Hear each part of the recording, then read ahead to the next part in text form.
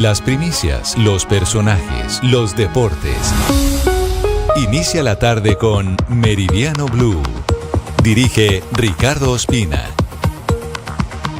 Es un gusto saludarlos, 1:01. Estamos en Meridiano Blue, hoy es martes 23 de septiembre.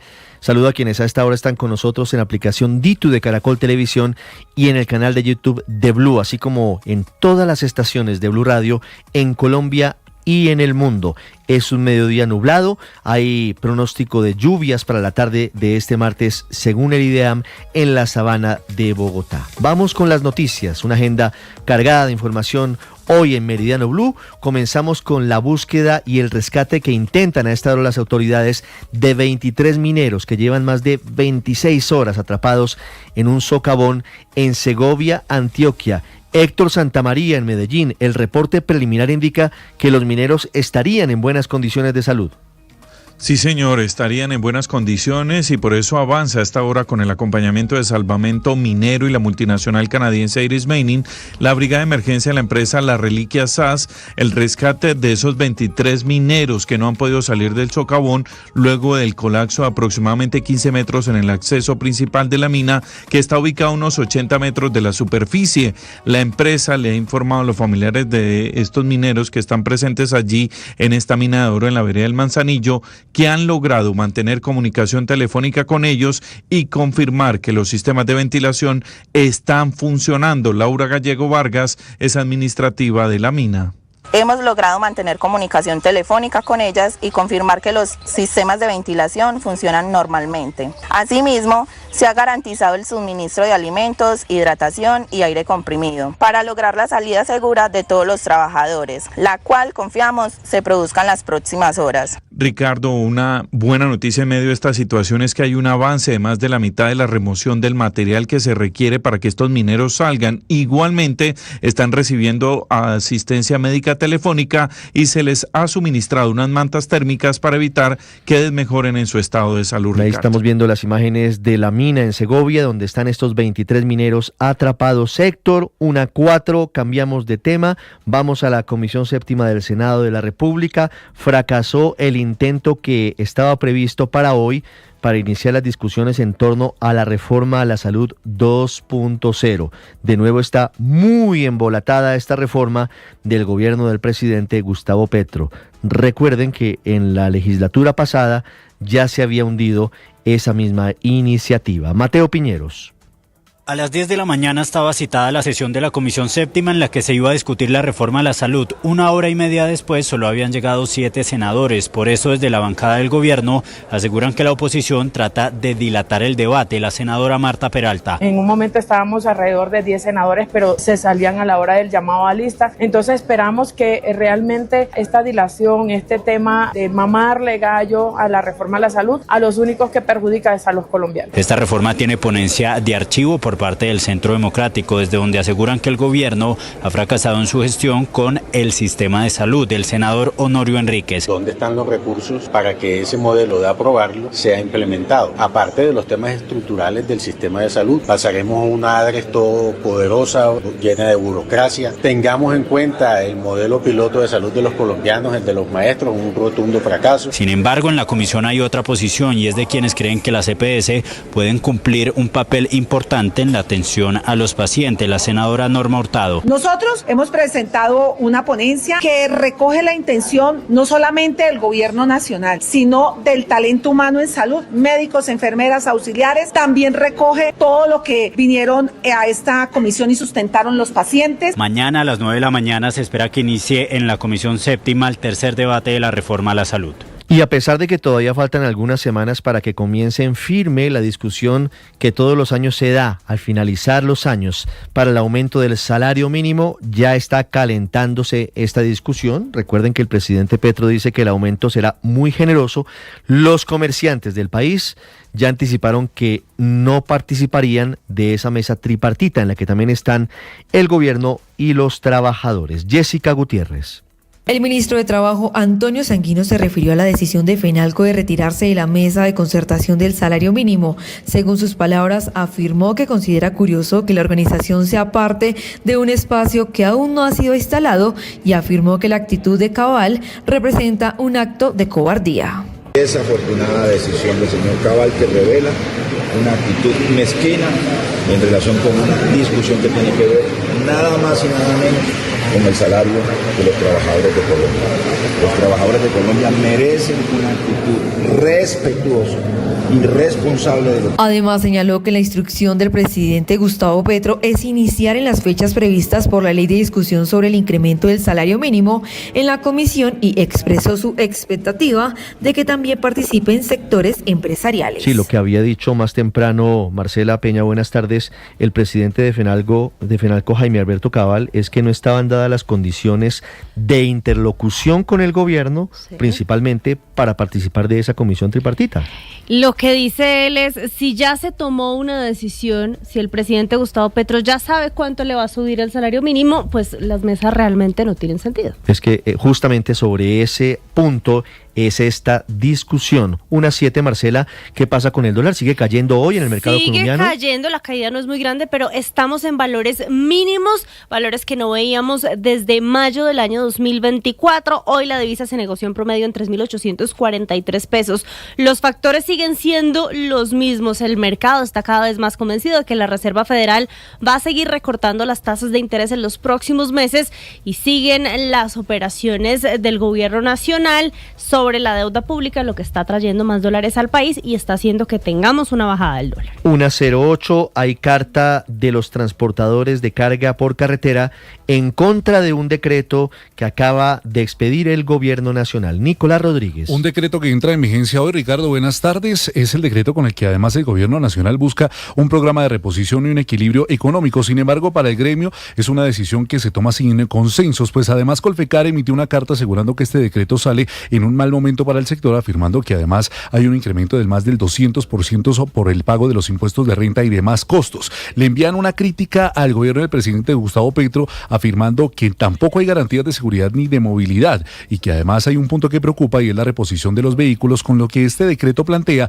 pues Colfecar también dice que con esa nueva reglamentación el sobrecosto sería superior al 25% del valor comercial y asimismo denuncian que hay una omisión de claridad de cómo sería el proceso de transmisión de de transición de este decreto, asegurando que empezaría o entraría en vigencia ayer. Y cierran además esta carta, Ricardo, exigiéndole al gobierno nacional que revise la normativa y que lo haga bajo las garantías de seguridad y de movilidad. Hemos visto que la vía al llano continúa complicada y los temas de seguridad sobre las carreteras del país es insostenible. Dicen ellos que la cifra de bloqueos y pérdidas va en aumento. Y es que hablando de la vía al llano, la ministra de Transporte, María Fernanda Rojas, confirmó hoy que no hay una fecha estimada de reapertura luego del derrumbe de gigantescas proporciones en el kilómetro 18 y que se necesita un trabajo conjunto con el concesionario, con las alcaldías y las gobernaciones, pero el asunto es que la solución no estará disponible en el corto plazo. Hablamos de uno de los más sanguinarios varones de la guerra en Colombia, Salvatore Mancuso, que hoy goza de libertad, pero que, de acuerdo con una audiencia que se adelanta este martes ante la justicia, podría regresar a la cárcel. Vanessa Saldarriaga en Barranquilla, ¿de qué se trata esta diligencia? Ricardo, será sobre la 1:30 de la tarde que arranque esta audiencia de solicitud de medida de aseguramiento contra Salvatore Mancuso, quien, recordemos, está enfrentando, entre otros procesos, uno por 436 crímenes que habría cometido en los departamentos de Magdalena y Cesar entre los años de 1998 y 2006, durante su liderazgo al frente de las Autodefensas Unidas de Colombia. Mancuso, recordemos, se encuentra en libertad desde julio del 2024, todo esto además en medio del proceso en el que es gestor de paz. Sin embargo, enfrenta la posibilidad real de regresar a prisión si el Despacho de Justicia y Paz de Barranquilla decide acoger la petición que ha realizado la Fiscalía, o en este caso, sí, de acoger la petición que le han realizado de enviarlo a prisión mientras sigue avanzando este proceso. Sería la medida de aseguramiento número 34 en su contra, aunque sería la que lo regresaría a la cárcel después de haber quedado en libertad bajo ciertas condiciones hace cerca de año y 3 meses. Muchas gracias, Vanessa. 1:11. ¿Recuerdan ustedes el episodio doloroso que ocurrió el 17 de agosto del año pasado? Ese día, en el restaurante Andrés Carne de Res en el norte de Bogotá, la joven artista bailarina Laura Daniela Villamil sufrió un muy grave accidente con fuego, se incendió su vestido y sufrió quemaduras incluso de tercer grado en gran parte de su cuerpo. Estuvo varios meses en cuidados intensivos, ha sido milagrosa su recuperación y la noticia este martes es que logró un acuerdo con sus antiguos patronos, con los propietarios del restaurante Andrés Carne de Res. Acuerdo que por ahora se anticipa confidencial. Kalila Peña. Ricardo, buenas tardes. Pues tras varias suposiciones sobre la negociación entre el restaurante y la joven artista, por medio de un comunicado, el abogado de Laura Daniela Villamil y su familia confirmó que ambas partes llegaron a un acuerdo de transacción para la rehabilitación de Villamil, el cual se firmó meses atrás. Ante rumores desmentidos por Villamil que aseguraban que había recibido una indemnización por un monto específico, Rojas aclaró que el acuerdo al que llegaron es de carácter confidencial. Los hechos sucedieron el 17 de agosto de 2024. Laura, actriz egresada de la Academia Superior de Artes de Bogotá, quien formaba parte del grupo de artistas del restaurante Andrés Carne de Res en la sede de Chía, estaba realizando un número con fuego cuando una chispa saltó al traje de plumas que llevaba, lo que generó que las llamas se expandieran y generaran graves quemaduras en el 80% del cuerpo de la joven de 28 años. 1:13 en Noticias del Mundo. Hablamos del discurso de más de 50 minutos del presidente de Estados Unidos, Donald Trump, en la Asamblea General de Naciones Unidas. Un discurso del que se salió completamente del libreto, un discurso muy fuerte en contra de Naciones Unidas, contra sus aliados, y en el que mencionó con nombre propio a Nicolás Maduro, lo cual de nuevo hace pensar que el despliegue de embarcaciones de guerra en el Caribe va en serio, no es solo una pantomima. Juan Camilo Merlano desde Nueva York. Fue un discurso de cerca de 56 minutos el del presidente Donald Trump ante la Asamblea General de Naciones Unidas, y en su espíritu fue una diatriba, una crítica durísima al sistema de Naciones Unidas, asegurando que habían fallado en sus esfuerzos por conseguir la paz, que ni siquiera lo han ayudado a él en las negociaciones, y también criticando y preguntándose cuál es el verdadero objetivo de Naciones Unidas. It has such tremendous potential, but it's not even coming close to living up to that potential. For the most part, at least for now, all they seem to do is write a really strongly worded letter and then never follow that letter up. Las únicas dos cosas que obtengo de Naciones Unidas son una escalera mala y un teleprompter dañado. La ONU tiene un potencial tremendo, pero no está ni cerca de estar a la altura de ese potencial. En gran parte, todo lo que parecen hacer es escribir cartas con palabras fuertes y nunca cumplir con esas cartas. Sus palabras vacías no solucionan guerras, lo único que soluciona las guerras son las acciones, aseguró el presidente Donald Trump, quien también se refirió a su ofensiva en el Mar Caribe en contra de embarcaciones que trafican drogas hacia los Estados Unidos, los bombardeos de lanchas. Pues el presidente Trump aseguró que este accionar es un mensaje para las organizaciones narcotraficantes y dijo con nombre propio que el líder de organizaciones criminales es Nicolás Maduro. For this reason, we've recently begun using the supreme power of the United States military to destroy Venezuelan terrorists and trafficking networks led by Nicolás Maduro. Estas organizaciones torturan, maltratan, mutilan y asesinan con impunidad. Por eso recientemente comenzamos a usar el poder supremo de las Fuerzas Armadas de Estados Unidos para destruir a los terroristas venezolanos y las redes de narcotráfico lideradas por Nicolás Maduro, aseguró el presidente Trump, quien a su vez condenó el reconocimiento de varios países en Europa del Estado palestino. Dijo que esto es un regalo para Hamás y también se refirió a lo que llamó una política fallida de fronteras abiertas por parte de los países en Europa y que esos países se están yendo al infierno. También criticó que siguieran comprando petróleo ruso, que según el presidente Trump sirve para financiar la guerra de Rusia en Ucrania. Muy bien, Juan Camilo, 1:15. En más noticias del mundo hablamos del super tifón que azota el sur de Asia, de ejecuciones en Irán, de una nueva misión a la Luna y del agridulce regreso del show de Jimmy Kimmel al Late Night en el horario de ese momento en la televisión estadounidense. Las noticias del mundo, César Moreno. Buenas tardes. El sur de China se blindó ante la llegada del supertifón Ragasa, calificado por las autoridades de Hong Kong de grave amenaza comparable a las tormentas más destructivas de su historia reciente. Según el servicio meteorológico, Ragasa avanza con vientos máximos de 220 kilómetros por hora en el mar meridional de China. El transporte se suspendió, no hay clases y los comercios cerraron. Al norte de Hong Kong, en la ciudad china de Shenzhen, se ordenó la evacuación de 400,000 personas. Y no todos son buenas noticias para Jimmy Kimmel y su programa. Después de casi una semana de suspensión tras un comentario sobre el asesinato de Charlie Kirk, la cadena ABC, propiedad del conglomerado Disney, anunció que va a retomar las grabaciones y la emisión del programa. Eso supone que Jimmy Kimmel Live podría volver a verse en buena parte del país, pero no en toda, porque dos potentes redes de emisoras locales, Nexstar y Sinclair, decidieron mantener el boicot contra el programa. Esto significa que un 25% de su audiencia no podrá ver el regreso de Jimmy Kimmel. Y Estados Unidos quiere lanzar su primera misión tripulada a la Luna en más de 50 años. Esto sería en febrero del 2026, 2 meses antes de lo planeado. Artemis 2 será una misión de prueba y que, por lo tanto, la fecha de lanzamiento estará supeditada a la seguridad y a que todos los sistemas estén listos. La Artemis 2 tiene como objetivo probar varios sistemas cruciales como el de soporte de vida de los astronautas que serán empleados en la misión Artemis 3, que tiene previsto alunizar en el 2027. El gran reto de la NASA es llegar antes de que lo haga una misión china en el 2030. Y por último, Irán ha ejecutado al menos a 1,000 personas en lo que va de este año, la cifra más alta en casi 3 décadas, según declaró la ONG Iran Human Rights, con sede en Noruega, denunciando la campaña de asesinatos masivos en las cárceles como un crimen de lesa humanidad. 1:18 p.m, el abrebocas de los deportes, Octavio, con mucho fútbol en Europa y también en Sudamérica este martes. Hola Richie, con el saludo para todos. Precisamente hablaremos de la Copa Libertadores, de la Copa Sudamericana, que hoy tendrá un par de duelos. También la Liga Española está jugando en este momento el Girona. Yasser Asprilla ya está en el banco de suplentes, ya jugó el Cagliari de Jerry Mina. En un rato van a seguir jugando equipos porque hay fútbol en México, también hay fútbol en España, en Italia, así que estaremos hablando de todo eso y por supuesto de la última semana del béisbol de las Grandes Ligas en su fase regular, con la actuación destacada de un par de colombianos al menos, José Quintana y Jorge Alfaro, así que estaremos pendientes de todo eso. Al regreso les contamos los deportes y cómo están los partidos a esta hora en el fútbol mundial.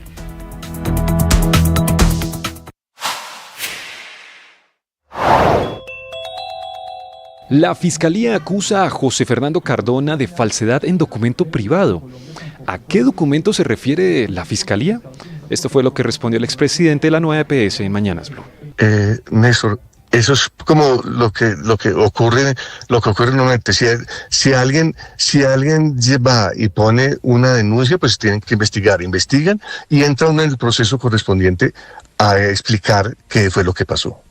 Y cómo es que se entiende ese tema. Vea, en el año 2019, yo no me acuerdo exactamente, pero lo que hacen es sumar las utilidades. La del año 2019, 10,000 millones, la otra 5,000 millones, etcétera. Y cada periodo se enjugaba las pérdidas de los ejercicios anteriores. Eso es lo que se hacía. 5,000 millones, 10,000 millones en los 4 años. Eso era lo que se tenía. Nunca se repartieron dividendos, nunca se utilizó para construir alguna cosa, nunca se dispuso de esos recursos simplemente para pagar las deudas del año anterior. Siga la entrevista completa en nuestro canal de YouTube. En Blue le ponemos cara a la radio.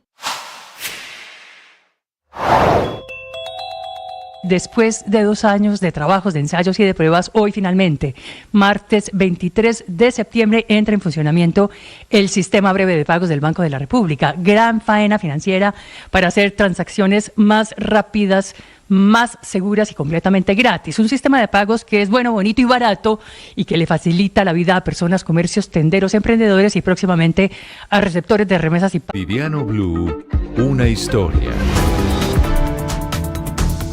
1:20, siguen las historias en torno al asesinato de 2 músicos colombianos, uno de ellos Byron Sánchez Salazar, conocido como B-King, y Jorge Luis Herrera Lemus, conocido como Regio Clown.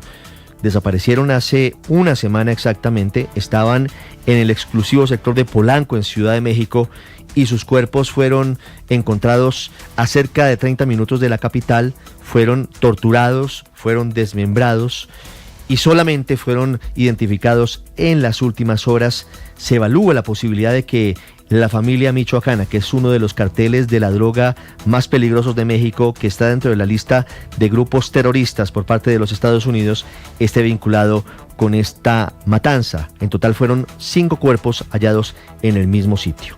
Isidro Corro, de la Alianza Informativa Latinoamericana, nos informa. ¿Qué tal, amigos? Los saludo con gusto desde la zona centro de la Ciudad de México. Vaya conmoción entre la comunidad musical provocó el crimen de los dos cantantes colombianos, Jorge Herrera, conocido como Regio Clown, y Byron Sánchez, conocido como Viking, quienes el pasado 16 de septiembre desaparecieron en una zona exclusiva de la Ciudad de México, en la zona de Polanco. Un día después, la policía encontró sus restos en 2 bolsas, esto a un costado de la carretera México-Cuautla, en Cocotitlán, esto en el Estado de México. Los restos estaban junto a una cartulina con un narcomensaje. La línea de investigación de la policía todo apunta a que se trató de un crimen entre grupos criminales. También investigan un teléfono celular de una de las víctimas, donde apareció una conversación donde uno de los occisos expresaba su miedo de reunirse con un tal comandante. Parte de lo que tenemos en torno a este doble crimen. Por supuesto, la policía está investigando para tratar de esclarecer y detener a los presuntos responsables. Muchísimas gracias desde México. Clave 2 cosas: saber quién es el comandante al que hacen referencia Viking y Regio Clown en las últimas conversaciones vía WhatsApp con sus familiares, y un vehículo rojo que es el que los transporta y aparentemente el último que ellos abordan en Polanco, en Ciudad de México. Sobre este mismo asunto se refirió hoy en la conferencia de prensa matutina que todos los días entrega la presidenta de México, Claudia Sheinbaum. Dijo que esto no va a afectar las relaciones entre Colombia y México, y le respondió al presidente Petro. Dijo: mire, yo nunca pertenecí al M-19, como lo dice el presidente Petro. La carpeta de investigación por desaparición se abrió en la Ciudad de México. De inmediato la Fiscalía de la Ciudad de México inició la búsqueda, hizo todas las alertas y un tiempo después lamentablemente se encontraron los cuerpos. Y es la Fiscalía y el propio Gabinete de Seguridad quien puede dar más información. Y se está en contacto con el gobierno de Colombia a través de la Cancillería. ¿Esto afectaría la relación con Colombia en el sentido de que, bueno, pues el presidente, por ejemplo, pues ha insistido en referirse a usted como exintegrante del M-19? Nunca fui miembro del M-19. No voy a entrar a debate con el presidente Petro. Es un lamentable episodio, tiene que hacerse la investigación a fondo. Las declaraciones entonces de la presidenta de México, Claudia Sheinbaum. Mientras tanto, en Cali, la familia de Regio Clown, uno de los 2 colombianos asesinados en México, está pidiendo a la Cancillería apoyo para repatriar su cuerpo.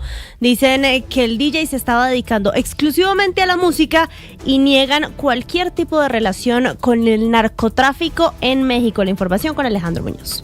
Desde Cali, los familiares de Jorge Luis Herrera, de 35 años, conocido en el mundo artístico como Regio Clown, se encuentran realizando los trámites para poder repatriar el cuerpo del DJ a Cali. Y es que Regio Clown había viajado a mediados del año 2023 a México en la búsqueda de mejores oportunidades como DJ, carrera que estaba consolidándose en el país azteca, en donde ya compartía tarima con otros artistas. Ofir Herrera, prima de la víctima vallecaucana, manifestó que tanto Regio Clown como el antioqueño Byron Sánchez Viking fueron asesinados al día siguiente de su desaparición. Porque fueron torturados antes de desmembrarlos, porque a ellos los desmembraron. Qué inhumanidad, qué está pasando con nosotros los colombianos en otro país, que no hay respeto por el ser humano, o sea, ensañarse de esa manera, que su cuerpo sea repatriado a su origen natal, que es Colombia. Regio Clown vivió su niñez en Cali, en el barrio El Caney, culminó sus estudios y decidió buscar nuevos horizontes en otro país para convertirse en un profesional. Cuentan sus familiares que la música siempre fue su pilar y su motivación.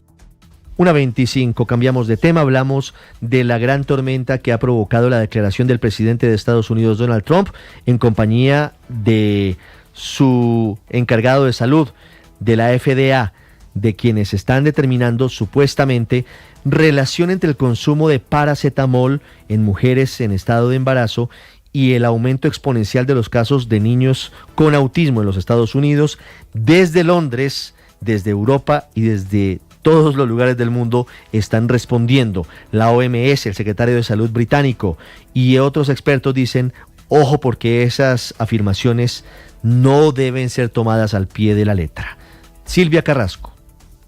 Tras las afirmaciones del presidente Donald Trump sobre la relación entre el uso del paracetamol durante el embarazo y el autismo, la comunidad científica y sanitaria mundial ha respondido con claridad y cautela, subrayando que sus afirmaciones no están respaldadas por evidencia sólida. La Organización Mundial de la Salud declaró que la evidencia sigue siendo inconsistente respecto a cualquier asociación entre el acetaminofén y el autismo. La OMS también insistió en el hecho bien establecido de que las vacunas no causan autismo, desmintiendo rotundamente cualquier afirmación que haga esa relación. En el Reino Unido, el secretario de Salud, Wes Streeting, fue inequívoco en su respuesta. Don't pay any attention whatsoever to what Donald Trump says about medicines. A bit, yeah. In fact, don't even take my word for it as a politician. Okay. Listen to British doctors, British scientists. Dice, no presten atención a lo que dice Donald Trump sobre medicina. De hecho, ni siquiera me crean a mí como político. Escuchen a los médicos y científicos británicos, a la salud pública británica. Por supuesto, hagamos preguntas, pero tenemos que seguir la ciencia médica. Es lo que dice el secretario de Salud británico, Wes Streeting. Expertos de instituciones líderes como Harvard, Johns Hopkins y la Sociedad Nacional de Autismo del Reino Unido también han criticado las declaraciones del presidente. Destacaron que si bien algunos estudios han observado asociaciones, estas no establecen una relación causal y que factores como la mejora en el diagnóstico contribuyen al aumento de las tasas de niños en el espectro autista. Silvia, gracias. Y si usted está embarazada o planea estarlo próximamente, esto le va a interesar, porque aquí no nos quedamos con lo que dicen los expertos internacionales. Jessica Gutiérrez estuvo hablando con médicos colombianos para preguntarles sobre el peligro de consumir acetaminofén durante la gestación, y le dijeron que por el momento no hay ningún estudio ni evidencia concluyente, Jessica.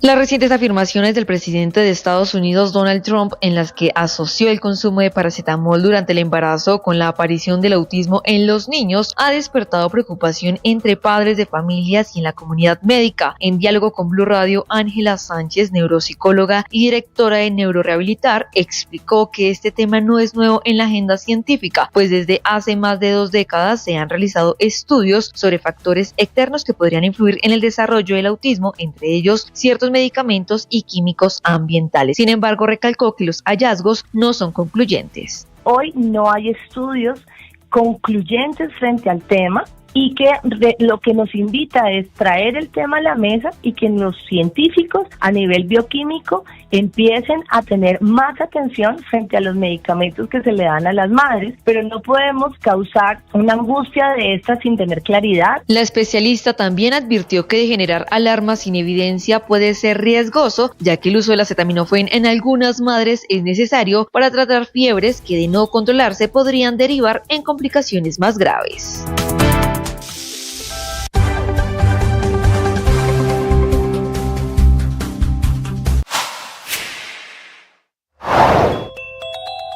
En Mañanas Blue, Alfredo Molano, cónsul de Colombia en Ciudad de México, habló del conflicto entre carteles en Michoacán, teniendo en cuenta el asesinato de los 2 artistas colombianos. Es que esta zona de Michoacán, digamos, a la que hace referencia el mensaje que usted alude, es una zona que ha estado en un complejo conflicto entre carteles. Es una zona que conecta al Pacífico con el Estado de México y en el que ha habido una, digamos, participación importante de algunas mafias que tienen vínculos con Colombia. Recuerde que ahí es donde han aparecido los últimos casos de personas con formación militar que han participado de estructuras delincuenciales aquí. Entonces, pues yo lo leería este contexto. No entiendo tampoco el término chapulines, pero sí, digamos, entendería que tiene coincidencia con una zona por la que está pasando un conflicto de alta intensidad en la que los colombianos han estado relacionados. Suscríbase a nuestro canal de YouTube para este y más contenidos. En Blue le ponemos cara a la radio. Fútbol, ciclismo, béisbol, baloncesto, automóvil, todos en Meridiano Blue. Y entramos en un día lleno de mucho fútbol. Hoy habrá Copa Libertadores, Copa Sudamericana. A esta hora se están jugando varios partidos en el mundo. Empezamos a contarles que la Liga Española están jugando el Athletic Club de Bilbao y el Girona.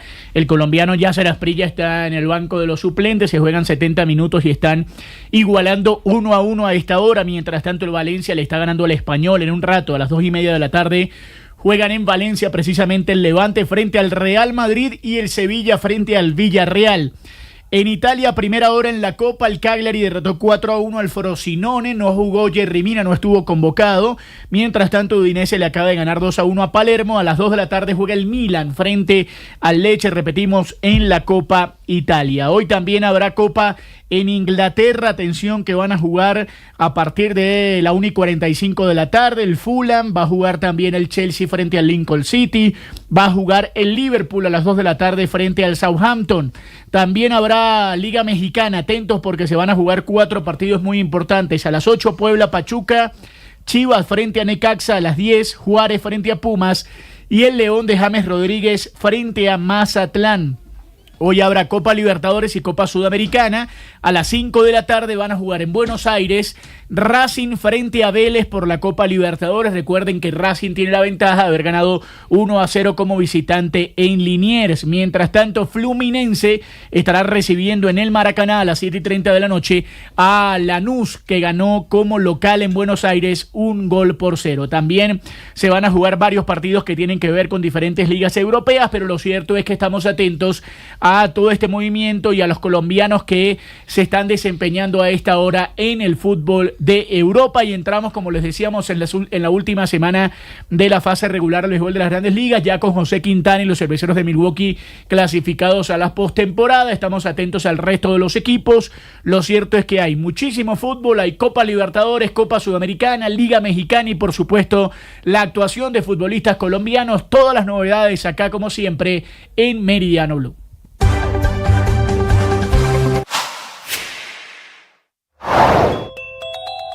En Mañanas Blue, Alfredo Molano, cónsul de Colombia en Ciudad de México, habló del conflicto entre carteles en Michoacán, teniendo en cuenta el asesinato de los 2 artistas colombianos. Es que esta zona de Michoacán, digamos, a la que hace referencia el mensaje que usted alude, es una zona que ha estado en un complejo conflicto entre carteles. Es una zona que conecta al Pacífico con el Estado de México y en el que ha habido una, digamos, participación importante de algunas mafias que tienen vínculos con Colombia.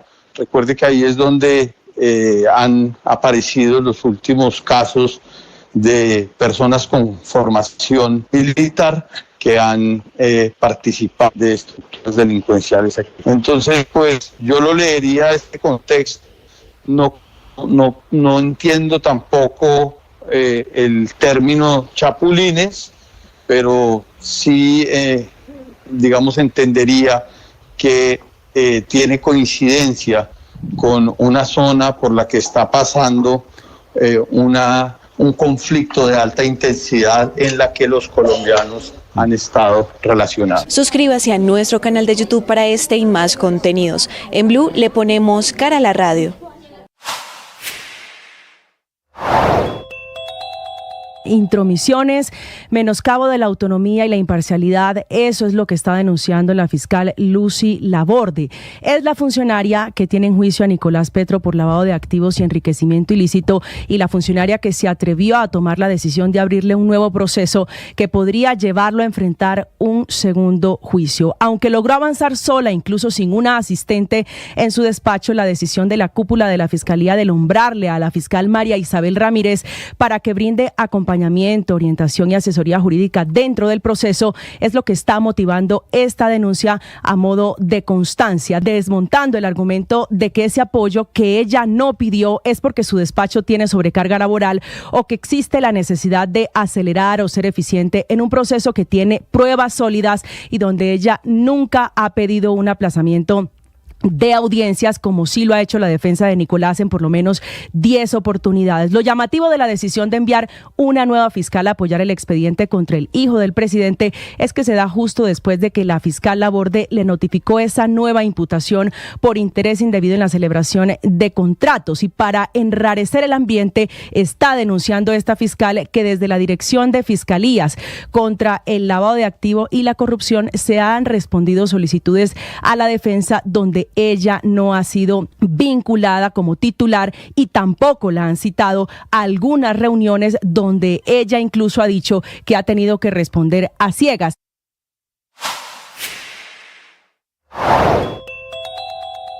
El expresidente José Fernando Cardona ocultó facturas o presentó deliberadamente unos estados financieros falsos de acuerdo al desfalco de la nueva EPS. Esto fue lo que respondió en Mañanas Blue. El informe que hace la Contraloría lo dice muy claramente. Dice que recibió 4.524 archivos, realizó entrevistas e inspecciones y tomó evidencias de entre el 2022 y el 2025. Y las conclusiones a las que llegó fueron: 1. Que los anticipos incrementaron en 3.4 billones de pesos.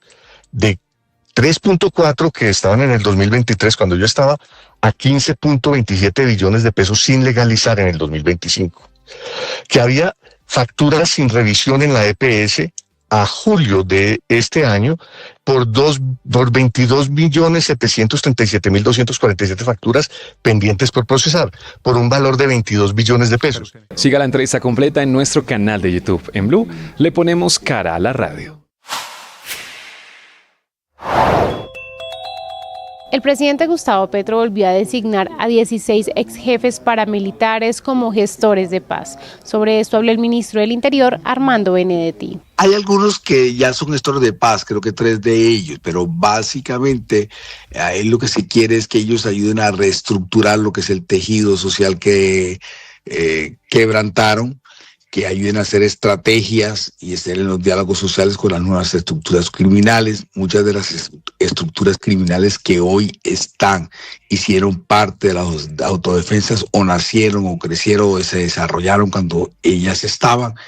Y lo que se trata es de volver a buscar ese diálogo social para buscar sobre todo la reparación, para hacer un balance de lo que pasó con la ley 975 del 2005, de buscar que esos paramilitares también digan la verdad, quiénes fueron sus cómplices, cómo fue el establecimiento que estuvo inmiscuido en ese tipo de cosas perversas en las cuales le tocó vivir a la sociedad colombiana y que por lo tanto tienen que...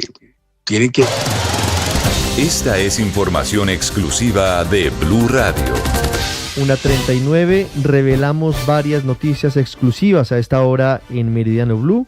Comenzamos con los detalles del plan de cooperación que subió a Colombia en la ruta de la seda con China. El documento tiene, por ejemplo, un apartado específico para qué se puede hacer en el sector de la salud. Marcela Peña. Ricardo, hace 4 meses el presidente Gustavo Petro estuvo en China. Desde entonces, Colombia y China han firmado un total de 12 acuerdos de cooperación, todos bajo la sombrilla de este plan de cooperación que no se había conocido hasta el momento en su totalidad. Por ejemplo, no sabíamos que hay un capítulo específico dedicado a la salud.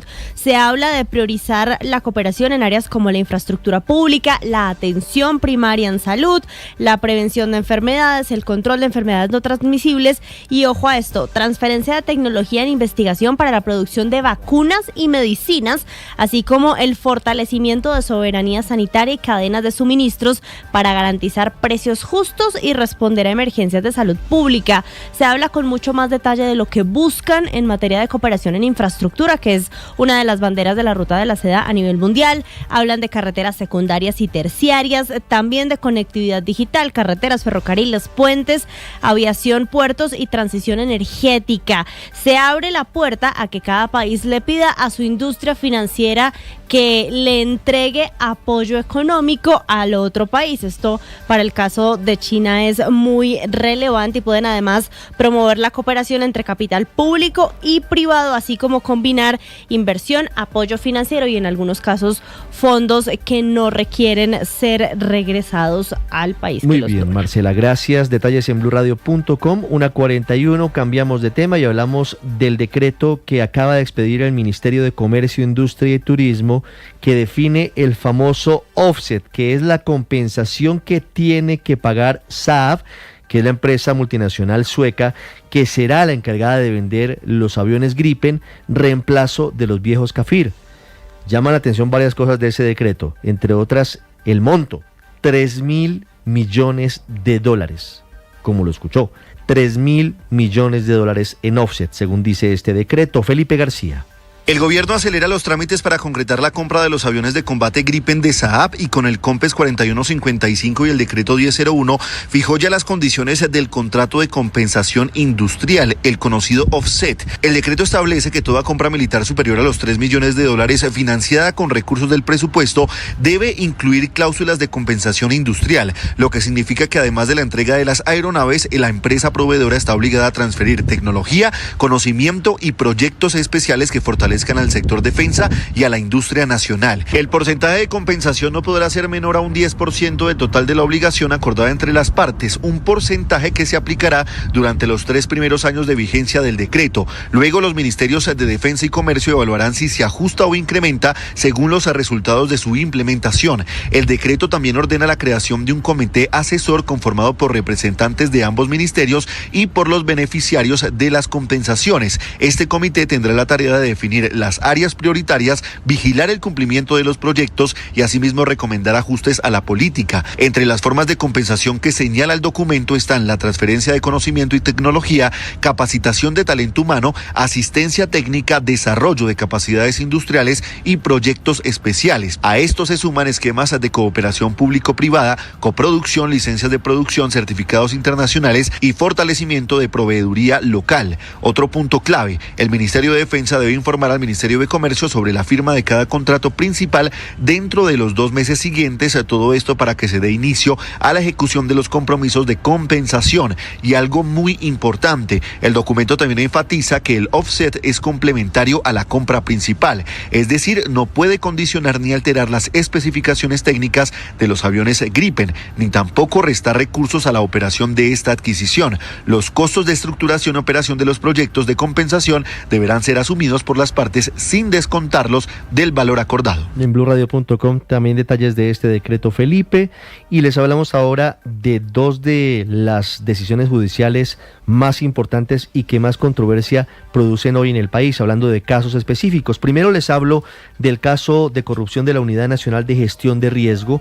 Esta es una revelación, el tiempo se agota para que la exconsejera presidencial para las regiones, Sandra Ortiz, de la Alianza Verde, decida si acepta o no el último ofrecimiento de la Fiscalía para negociar un preacuerdo parcial por los delitos de lavado de activos y tráfico de influencias relacionados con el escándalo de corrupción de gestión de riesgo. Blue Radio pudo establecer que el ofrecimiento de estos beneficios penales por parte de la Fiscalía en el marco de un preacuerdo no fue aceptado por la exconsejera Ortiz y su defensa, ya que lo que estaban buscando era un principio de oportunidad que implica inmunidad total.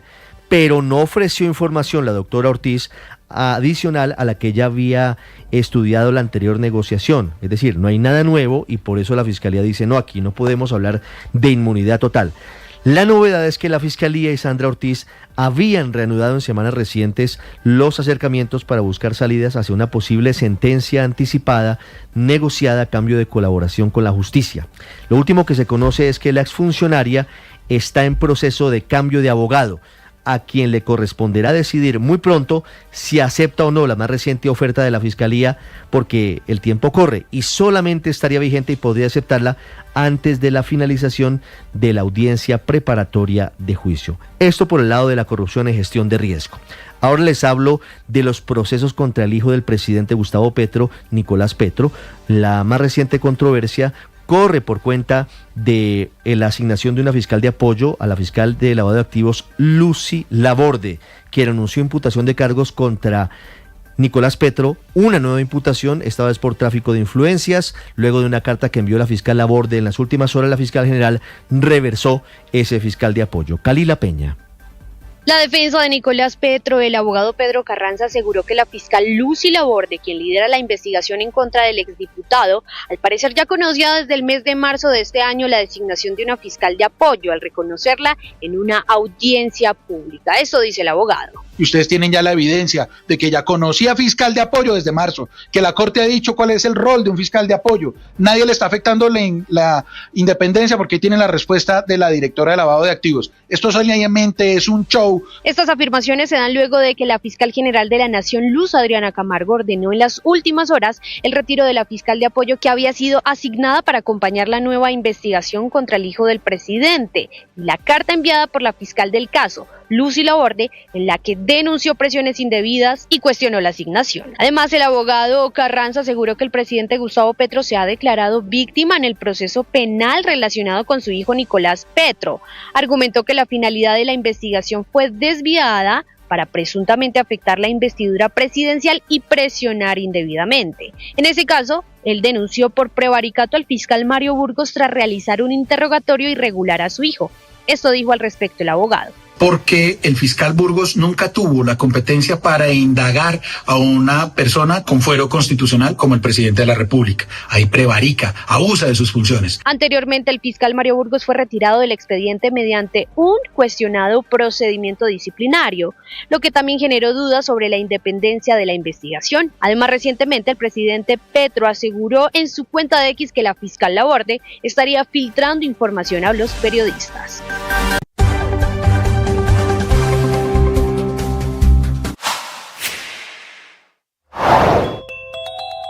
El presidente Gustavo Petro dejó en firme la designación de 16 ex jefes paramilitares como gestores de paz. Lo hizo a través de un documento presidencial firmado el domingo 21 de septiembre antes de viajar a la cumbre de las Naciones Unidas en Washington. Critiqué el proceso que ustedes iniciaron, que llamé de alianza político-militar con el expresidente Álvaro Uribe Vélez. Ese proceso de paz terminó mal. El decreto presidencial nombra a varios ex jefes paramilitares, entre los que se destaca Salvatore Mancuso, Rodrigo Tobar Pupo, conocido como Jorge 40, líder del Bloque Norte. La decisión del presidente Gustavo Petro fue defendida por su ministro del Interior, Armando Benedetti. Todo esto va a manejar el Ministerio del Interior con la Secretaría del DAPRE y vamos a coordinar para que esto sea serio y para que la verdad real se conozca.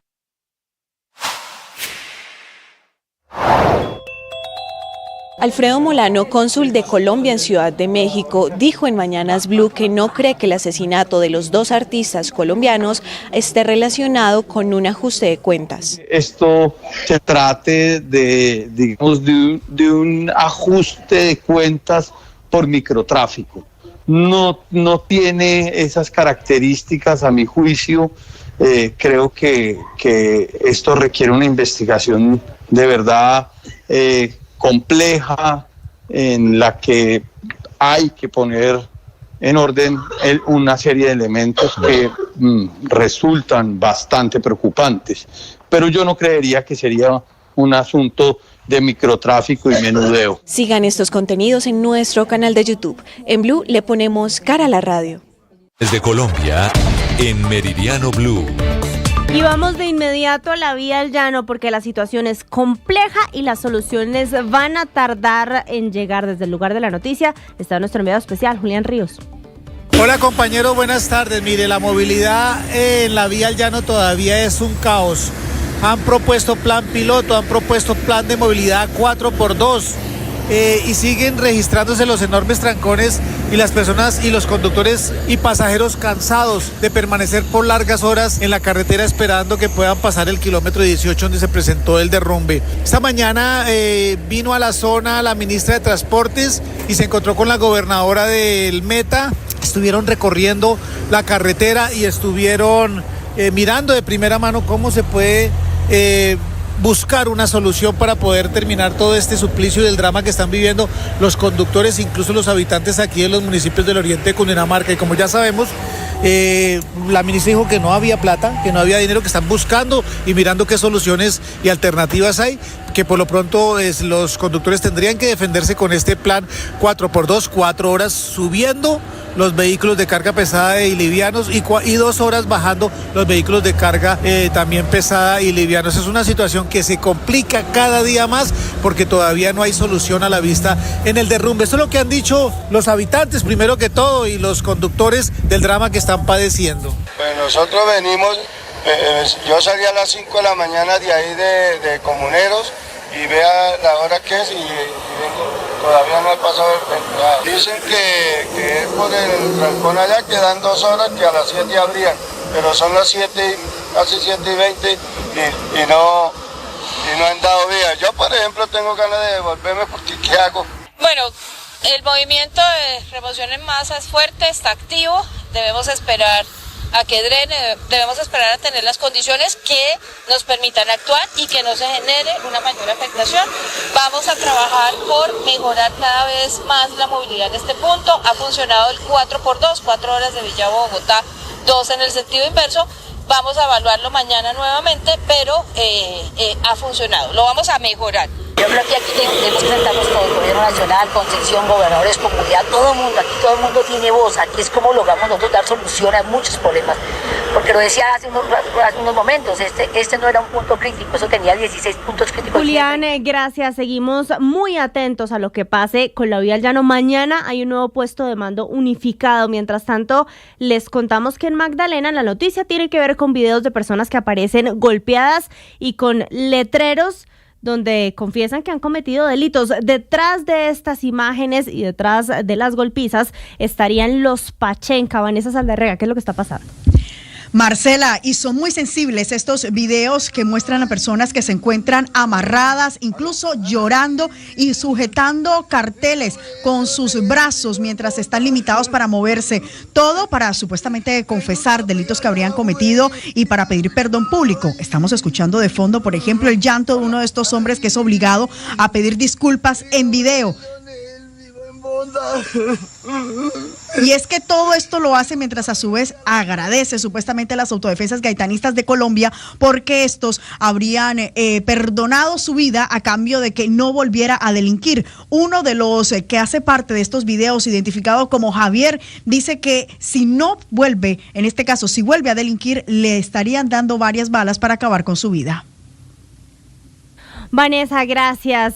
Sigue la polémica en torno al Vive Claro, el escenario de conciertos en Bogotá. Esto porque hay temores, don Nicolás Rodríguez, sobre la estabilidad de las graderías, una vaina bien peligrosa en espectáculos públicos. ¿Qué es lo que está pasando y qué dicen las autoridades? Pues Marcela, mire, eso fue un estudio que reveló el IDIGER que hicieron los días 18 y 19 de julio en este escenario cultural, en los que se identifica que hay algunos riesgos bajos y medios sobre la infraestructura, especialmente de las graderías, que recordemos que desde que se construyó, tanto concejales y personas, ciudadanos y asistentes manifestaron que estaban sueltas. Justamente el IDIGER mencionó eso y además dice que ellos recomiendan además para que continúe la operación de este Vive Claro que se hagan las adecuaciones. En imágenes también se revela que hay algunas advertencias que hacen sobre las graderías porque no están completamente empalmadas o ajustadas, por lo cual pues también el IDIGER dice que hay que revisar esto para la continuidad de los servicios y que también es muy importante que por lo menos OCESA, que es la entidad que maneja el Vive Claro,